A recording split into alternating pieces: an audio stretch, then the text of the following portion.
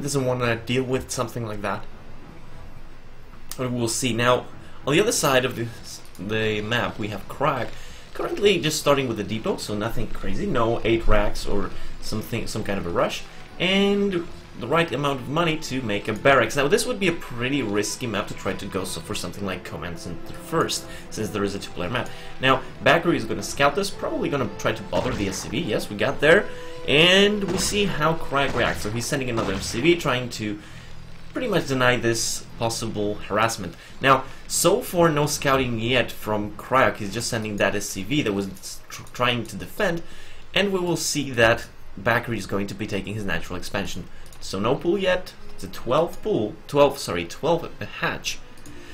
Now, based on the fact that it was only 1 barracks, it's kind of a safe. This Overlord should be careful, probably not to be on any open ground where Marines could try to snipe it. Now, the SCV will go and confirm what build Bakuryu is going for. Now, we see the pool going down, and let's see if he goes for gas after that, or a 3rd hatch. Sometimes you can go for a 3rd hatch, but we will see. Now, what about what cryoc is considering doing? Now we see a 2nd depot and a 300 minerals, so that seems to be a command center expansion. Good. Makes a lot of sense. It's more of a standard build nowadays to go for a fast expansion after the barracks. And so far we see that, bear in mind something, Bakuryu so far doesn't yet have confirmation that it is going to be a command center after barracks. Now he will have to check it out back later. Okay, so what else do we got here? 3 hatch before gas, then gas. Okay, so that's going to be a pretty economical opening by Bakuryu, although his tech will be slightly delayed. Not too much, but still something to consider. Now the SCV is still scouting, trying to figure out. Ooh, we got Bakuryu here trying to get rid of these SCV. No, okay, he's transferring now to the natural. And we have another depot. So far, still 1 barracks. There is the gas. So it seems like it's possible it's going to be a +1 build. We'll see, however. Now the SCV now is going to run away probably. For those of you who are not too, let's say, who don't know much about why this SCV is more difficult to control than, for example, the probe, it's not only because it doesn't regenerate health as the probe, but also because it's slightly bigger, so it can get kind of blocked somewhere. Now the Overlord does see the 4 Marine push, so additional Zerglings have been made by Bakuryu to stop this early aggression. We see another Marine. This Marine will not be rallied to the natural, so it's going to be just an initial poke to force some Zerglings, and we can see that cryoc is already starting to pull back. Now the layer is coming down for Bakuryu. Now, what else can we see? Yeah, there's the engineering beam, so it's going to be a +1 fast opening. What else? The SCV will try to confirm. Okay, so links don't have speed yet. That's something of information. We see speed has been started for Bakuryu, but so far it hasn't been seen by the SCV. Also some sort of a... Oh, okay, it's a bunker. I thought maybe it was going to be just a SimCity, but we have a bunker at the front. Now, with this amount of Zerglings, it's kind of expected to have a bunker, or at least a very solid choke here. Now, so far, with that, we see a 2nd barracks. We'll see if... Oh, there's the academy. Okay. So the Zerglings confirmed that there's nothing they can do, at least so far. And even with speed, it's probably not going to do that much. Although these Marines could be picked off, it's very important for cryoc to maintain this force alive to make sure that he can ward off the Mutalisks when they actually come. Now we see another drone coming out, probably to take this corner base that we were talking about with 2 gases. Okay, so the Spire does go down, and so far just drones being produced. And on this other side of the map we see that the academy is finished. Now I think the stim hasn't even been started yet. Yeah, first it's going to be the comsats and then stim, so that he can scan pretty soon to confirm that these Mutalisks are what coming at, what he's gonna have to defend. And we see this base gonna be taken now. And 4 racks. That's a pretty heavy investment. 3 racks, okay. 4 racks, that's pretty big. 5 racks would be pretty much, or 5 or 6 racks would be pretty much all in. 4 racks is pretty heavy, pretty strong, and with the +1 being finished, probably, there we got the scan, confirms that it's going to be probably Mutalisks. We don't see a Hydrogen yet anywhere, so yeah, it has to be Mutalisks. Now, with the timing of this finishing, as well as the timing of the +1, we could say that Mutas might have just a few seconds before the +1 is actually finished to do some damage. Stim is finished, but consider that range is very important. At this point, cryoc really needs to get that range. Now, I don't know exactly where that scan went. Sorry guys, missed that. Alright, there's the range, so pretty fast. He wants to get that range as fast as possible. And also we see a pretty fast factory. This is probably because as he saw that there was going to be a Mutalisk build, he might want to try to get vessels relatively fast. Now we have so far only 2 medics. This is not too big. And so far no Sunkens whatsoever for Bakuryu. So for now Bakuryu is kind of happy with where the game is going. Just because he's not really that afraid. Okay, now he's going to see the move out of the Marines. And there is already 4 medics. 4 medics is a lot better. Now this force of Marines is actually pretty small. So it's a threat, but it can be actually microed down with the Mutalisks. Now the +1 is not yet done. It should be pretty soon. Let's see. Okay, whoa, this is an overextension. This is an overextension, definitely. Oh, okay. Okay, he does save some of the Marines, which is good. But, okay, he really shouldn't be fighting here. Because the main problem with this is that if he loses enough Marines... Oh, there's the reinforcements. If he loses enough Marines, or even the medics, he might have a difficulty to even defend his main bases. And there we got the starport. Now, so far, as we can see, the third here is not being used by Bakuryu so far. He is making a creep colony, but one creep colony probably will not cut it unless he has enough mutas. So we'll see what actually he tries to do with that. And we see enough turrets being placed, not in the main though, but the natural is pretty well defended so far. 3 turrets is okay, although no vision of the high ground might be a problem. It might be a good idea to even leave an SCV here, or perhaps even a depot. Okay, so we see the move out now from cryoc, and Bakuryu is going to try to micro down these Marines. Loses Muta already. Not too good. Also, he's banking a lot of money, which is an interesting thing. I don't know exactly what he plans to do with it. We see that a lot of Zerglings are coming down, and Bakuryu actually missed the army exactly. He wanted to kind of catch it here, but the army already moved back, so this army has stimmed a lot, so medics are actually starting to run out of energy slightly, which is an important thing to do. You have to be really careful with your stims when you're making a small push like this. Now, while this is going on, bear in mind that actually cryoc is still microing pretty well. You can see his money is relatively low, and because of that, he can, even if he loses this force but does some damage, he will be in a decent position. However, we have already 4 lurkers at the third, and after the scan, I mean, yeah, he can definitely cancel this gas and even maybe try to hit the hatch for a while. Oh, and a cancel. Not even wasting that 50 minerals. But the hatch itself, it should not be in too much trouble. So for now, Bakuryu is managing to defend this position, although drone saturation is not so far too good. Let's look very fast. We have a Queen's Nest already being added, so Bakuryu is going really fast for that hive tech that you normally need as a Zerg to defend this kind of bioplay. Now we do see 2 tanks coming down with a good amount of army. Now this, if both these armies can get together, it's going to be a problem. Now some Marines might die, but almost all Zerglings fall, and there's not really that many Mutalisks in this pack to actually defend this. Once this army gets together, it's going to be extremely difficult for Bakuryu to do something. Bear in mind that his hive has started, but he is really far away from having defilers, so he definitely has to defend this push with just his units, and he doesn't seem to have that many of them. As you can see, just only 1, 2 lurkers here, a few Zerglings, and for maybe these are stop lurkers. Yes. Yes. Yes! That's the Bakuryu we all know and love. Now that's going to be a pretty big hit. And especially even, you see, these Zerglings, oh my god, look at that. That killed a lot. Oh, fudge. Yes, fudge. Look at this army. This army now is very, very small. That lurker trap basically allowed Bakuryu to get back into the situation. Otherwise, he would be really in a lot of trouble. Now, this is still something that could do some damage, but unfortunately, there's actually a pretty decent army coming back from this area, and will be pushed against Sunkens if these Marines try to run back. So Bakuryu should be able to actually clean this up without too much trouble. Now, because of this army dying, which is actually the main army that cryoc had, and it didn't actually do crippling damage, now Bakuryu can try to get some economy going in his third base, and at the same time he might want to try to get this gas. Now let's back a little bit and look what cryoc is doing. We see a second factory actually been added, and mines already. So cryoc does realize that he will have to switch to mines later on to be able to deal with with units under swarm.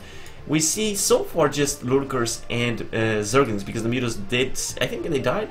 No, there's still 3 mutas, but 3 mutas aren't really that important. Now we have a vessel, and so far I think no defiler. There's some scourges trying to get that vessel. This is probably not the smartest, yeah. You don't really want to be attacking with your marines against the lurkers at this point, especially if you have a small army. And there's actually no medics here, so every stim is going to hurt real bad for cryoc. This is actually a pretty big problem for him now. Now we see here at the back, he's actually sending just 3 medics, but he really needs to wait for them. He shouldn't be pushing. Look, 10 life on this marine, 30 on every single one of them. This is not the good moment to be pushing without that. Okay, maybe trying to get just a good position, but unfortunately, there's actually enough defenses so far that it seems that cryoc will want to gather his army first.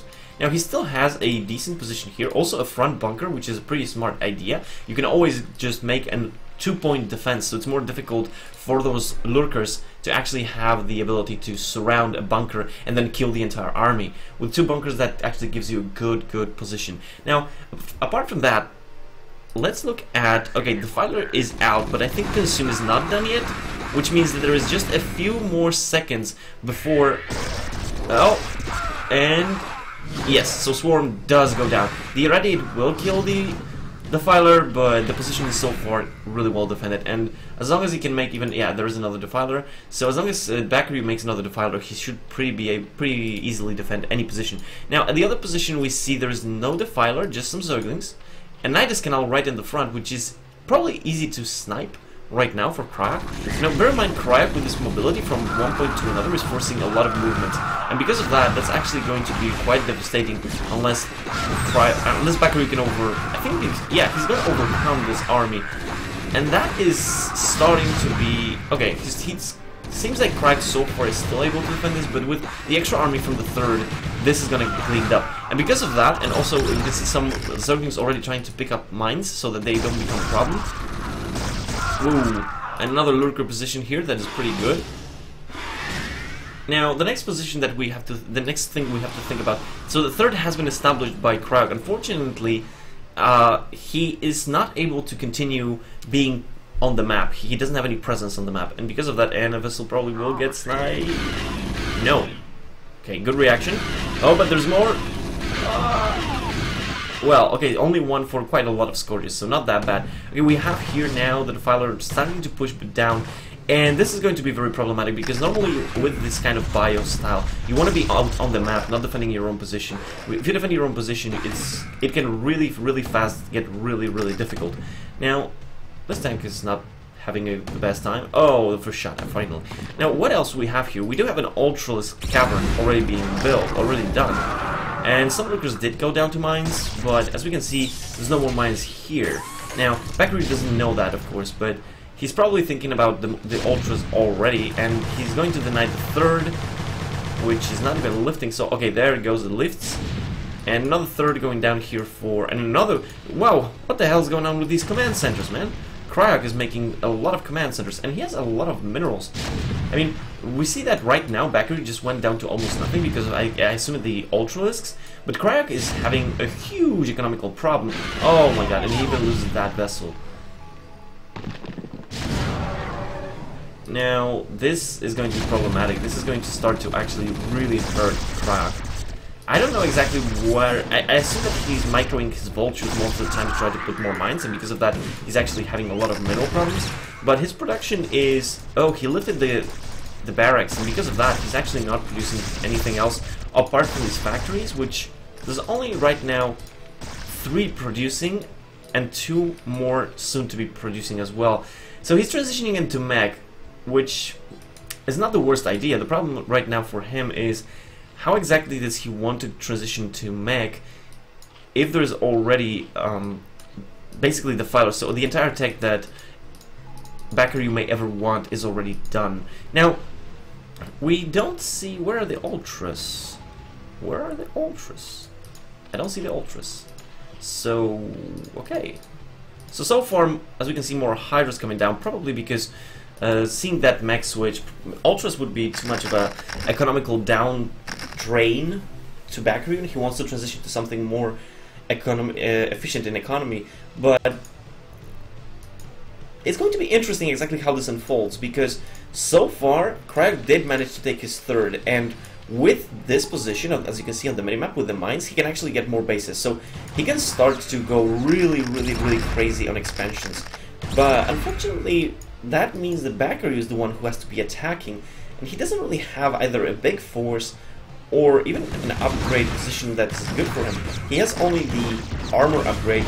Oh, we see a nice plague down there, which that's actually pretty big because the vultures do tank some shots from the Hydras. Every single hit like this with plague is going to be very important on the mech units. Alright, so far cryoc has not taken this base, and he's flying away with his command center. He probably even could take the mineral only while he's at it. As soon as, well, he's still producing basically only vultures and a few tanks, I think. Yeah, not too many tanks. So definitely cryoc can just take more mineral only bases and try to go from there. And we see that the barracks are flying out to try to scout, but with the Hydras here, they're probably going to deny that really fast.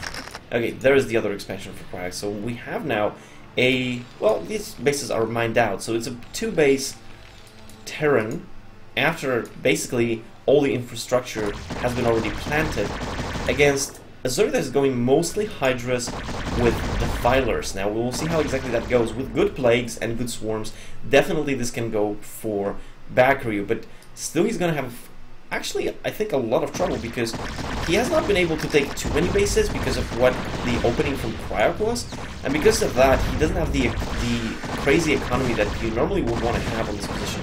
He still has a decent amount of money which he's so far not spending, which could be because he's not sure exactly what he wants to transition into. But as we can see, 5 tanks with only +1 so far, so the damage is not going to be that crazy. Oh, the Defiler, that mine was pretty big. Now because of that, now these Hydras are about 3 times weaker than they could be with a swarm going down on them. Now, I think that right now, Bakuryu, he's spending his money. I think that he's basically decided that he's going to try to push and clean some mines, but unfortunately he's losing a lot of units here, and he's not accomplishing anything. He's lost a lot of Hydras there. He's taking more bases. As we can see, he's actually taking every single base left. So he knows that he has to be really fast about this and get a lot of bases. Okay, we see even that little Bioforce gets cleaned up. So definitely he has a chance to get back into it, but he needs to buy a good amount of time now. And I think that's why these Hydras are kind of right here in the open, to try to make it look like he tries to be extremely aggressive. And when that happens, maybe cryoc will be too defensive until he has pretty much a maxed army. Now, we see that how many? 1, 2, 3, 4, 5, 6, 7 factories. 7 factories for so many bases is actually pretty low. You could pretty much get around. Well, actually, well, where are the CVs here? Did they all go? I think most of the CVs got transferred here. I think a few more factories could be possible, especially if he's going heavy on the vultures. But on the other side of the things, I think Bakuryu right now is already starting to get where he wants to be. As we can see, this base already mining. This base is finished. This base is finished. So we see that Bakuryu is actually trying to go for the really late, huge micro game. And so far, cryoc is allowing that. So far, cryoc is not pushing. He has a huge supply lead. He has 50 supply leads, 60 now. But if he's not going to push in the next 3 to 4 minutes, maybe 5, I think Bakuryu can actually get back into this pretty well. Now we see some overlords with speed, maybe for a drop. We'll see if that's actually what Bakuryu is thinking about. Because let's remember that actually mech is pretty slow to get back into their own base, so it might be a possibility. But so far nothing crazy. We see some kind of a stalemate. Nobody is really thinking about attacking the other one. I mean, Bakuryu knows that it wouldn't be a good idea to do so, but cryoc, I think he's playing a little bit too conservative, which is, I think, how actually cryoc likes to play, but it can be dangerous for him if he gives too much time for Bakuryu to get back into this. We see already +3 on the armor, +1 on the attack, so the upgrades are starting to look pretty good for Bakuryu, and cryoc sees this base. He realizes, okay, that base was taken. This base even is still contested, so this can be really difficult. If cryoc mines out this base, he's basically going to be on one mining base economy, and although he has 2,000 minerals, mech is very expensive, so if he loses the army once, he's gonna have a lot of trouble. Now, this is still a maxed Terran mech army, so it's a pretty big one. We have even some vessels for good measure. Okay, let's see. There it starts. We see the first move. Some Hydra's, just a small pack here, so nothing really big. Now, what is Bakuryu going to do? Is he going to try to defend all these bases? Because there's 2 bases here that he really would like to keep, but he doesn't have anything in position yet. I mean, remember, he has even still some units back here, so... Okay, some Hydras are now starting to get some of the tanks. Not too many. Oh, we got drops on the tanks. This is pretty good. This is smart. This is really gonna... And also some ultras. The servants aren't dropping, are they? Oh, and even some swarms.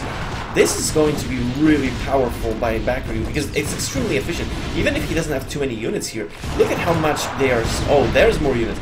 Look at how much they're surviving. Now, these vultures have decided there's no reason to stay here. The army is gonna die, so it's much better to try to get this base. I don't think they can do it. Well, not with the reinforcements, but definitely this was a pretty good trade for Bakuryu, considering how many bases he has. Now, he still has to get this base back. He doesn't really want to lose it, but it's more important that he doesn't give away the positioning. So, we see some Zerglings now coming out. This Ultra probably will die to mines. Not really. So, we can see this hatch is really close to dying. It will die, but the position is still for Bakuryu. Bakuryu can take back this base pretty easily. Whereas cryoc, what base is he going to take from now on? Now from him, he dropped that down to 150 supply after all that exchange.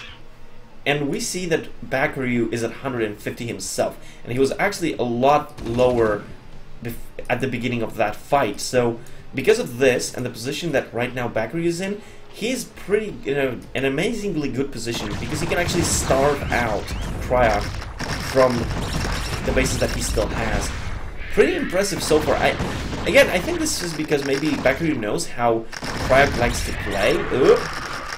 Oh, okay, so maybe not the smartest thing to lose those Hydras there.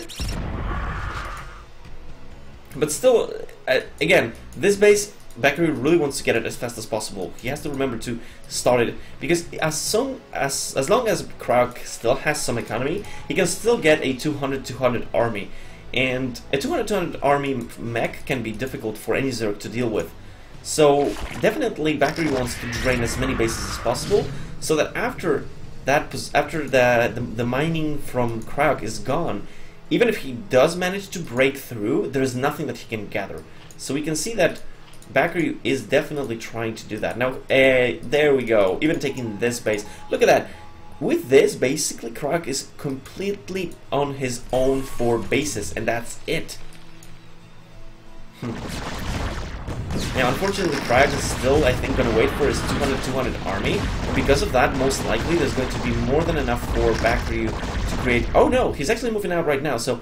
cryoc has decided that he doesn't really want to wait for the bases to become operational again, but here we have another big drop, some Hydras, and we have now Ultra Ling dropped on the tanks. There's only tanks, no vultures here, so everything is going to get demolished. Extremely, extremely efficient trade for Bakuryu, and with this, I don't know exactly what cryoc can do. I don't think he can do anything from this point on. He just lost his second big army, he's at 125 supply. And with that, I don't see any way that he can actually come back now. Especially because Bakuryu has been playing this very well. It's not because cryoc made any huge mistakes. It was actually because Bakuryu understood exactly how to deflect those attacks. Now, what else can we see now? So as we mentioned before, very little here. There's got no economy on the 3rd. The 4th is... still has some money, but not too much. As we can see, still a little bit of a bank, but this is about, what, 12 tanks worth of money? It's not that much. It's not that much. Now, we see that still, Bakuryu is still producing some Hydras, which is interesting, probably because at this point he's decided that he wants to go on the offensive, and with some drops and a good amount of Hydras, it's probably going to be more effective than using something like Ultras. Now, the drop is coming for the 4th, and so far a lot of units are actually dying pretty early on, but there's still, I think, more than enough to kill this base. Now we see some units trying to come back to defend this position, but it's probably not going to be enough, although there's like a lot of overlords that went down. Because of that, rebuilding these overlords is going to cost some money. Minerals is not that big of a problem yet for Bakuryu. He's basically gassed, he's starving on. And you can see this Ultra really with this +5 taking a lot of shots before getting killed. And bear in mind, guys, even though this base didn't go down, Bakuryu still traded units against units, which is not a bad thing for him. Now, it seems like cryoc would want to take this base, which I guess could be possible to be contested. Now, cryoc is holding strong so far, and with the Matrix, that's actually going to be really, really powerful. So the trades are going to go for cryoc this time. And a lot of supply dropped for actually Bakuryu. He lost a lot of economy. We see these not too many drones here, not too many here. So this game is not over, actually. This game can still go either way. And probably because of that last drop was not actually too efficient for Bakuryu, and losing so many units was probably a big problem for him. Now, let's see what else we can see about what Bakuryu will try to do, because if cryoc manages to take this base, and with that base he can have a pretty good foothold to take this one as well, that can actually be a little bit of an issue for Bakuryu. I mean, he has 5,000 minerals. He could try to make pure Zerglings to try to drop them on these tanks again, but for some reason he's not spending his money. He's not really, it seems like he's not even making units so far.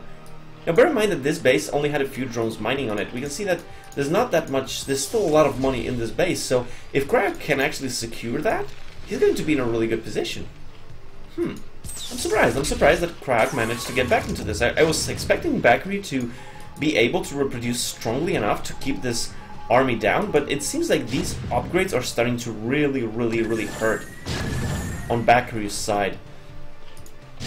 Now, what else? So the bases for Bakuryu are also starting to dry up, as we can see. So he's going to be down into just basically these two bases, and also he's not mining too well on these bases either. So this is still problematic for Bakuryu.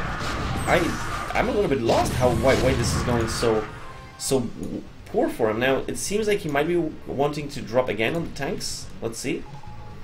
There's a lot of units now coming down. This is still a very low supply count for Bakuryu, especially with 4,000 minerals. But even in that position, these units are very weak, and they might manage to splash the tanks pretty well. So we will see if Bakuryu goes for that again, that kind of drop play.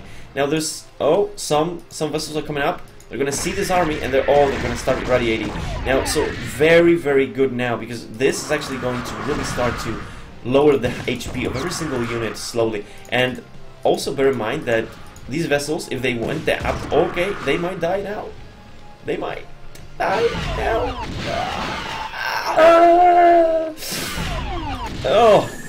Oh, every single vessel goes down.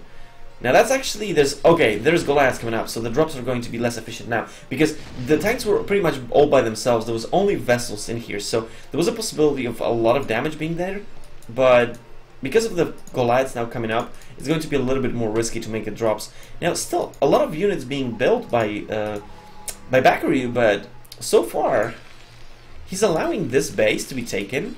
He's not starting to, well, he still has a foothold on this one, but he's not defending this, he's not trying to get this base back, and I think he definitely needs it. I mean, look at how many tanks there is here. Wow. Oh gosh, that's going to be really bad. I mean, you definitely don't want to go there, Bakuryu. You don't want to go there. Alright, so we see some overlords. There's nothing in them. 168 supply versus 146. No defilers this time. Bear in mind that Bakuryu was very efficient at many of his trades because he dropped on the tanks, but he also made dark swarms over them. At this blockade, in this position, in this kind of turret ring with Goliaths, no swarm, and the 3-2 upgrades, there's a possibility that this is no longer a good trade to just go for the drops. I don't know. I wonder what Bakuryu was thinking at this moment, because he had all the bases and he actually had a decent army, so he could have tried to completely destroy and contain cryoc. But at this point, cryoc is taking back the game really well. So it was a pretty interesting game by both sides, because Bakuryu was in a really bad position at the beginning, but he managed to get back into it. Then Bakuryu seems to have kind of slowed down a little. And it's now the other way around. It's now Bakuryu the one who's in trouble. Oh, this is a very powerful army. Now we see double attacks from both sides. This is the best thing probably that he can manage to get. No swarms, so everything... Oh gosh, look at that. Look at that destruction. That's the 3 upgrades for you guys. Look, what? Maybe 3 or 4 units died, and everything else melts. Whew. Alright, so it seems like that's going to be our first match of the day, where cryoc does take it by being kind of the slow but steady racer, whereas Bakuryu was really doing well, but unfortunately it seems like that didn't go his well. Okay, so just a second guys, and I'll be right back with you with our next game.